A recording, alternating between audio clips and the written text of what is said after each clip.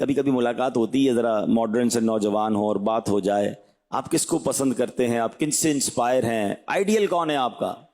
کوئی کہتا ہے فلاں فٹ بالر، فلاں کرکٹر، فلاں گلوکار، معاذ اللہ عجیب عجیب لوگوں نے اپنے آئیڈیل بنائے ہوئے ہیں، اپنے جس کو فالو کرتے ہیں، اس کو لائک کرتے ہیں، تصویریں رکھتے ہیں اس کی اپنے پاس۔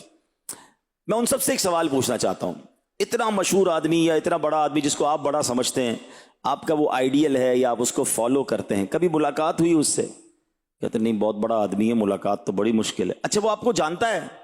وہ مجھے کیسے جانے گا بھائی، وہ تو بہت بڑا آدمی ہے، مشہور آدمی۔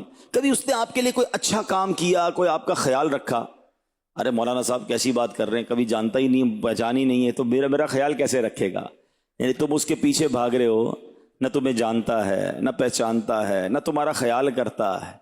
میں تو اس سے محبت کی بات کر رہا ہوں کہ جب میں اور آپ پیدا بھی نہیں ہوئے تھے، 1450 سال پہلے وہ دنیا میں آتے ہیں تو ہمیں یاد کرتے ہیں، راتوں کو جاگ جاگ کر امت کے لیے دعائیں کرتے ہیں، آنسو بہاتے ہیں رب کی بارگاہ میں، کس لیے؟ ہمارے لیے۔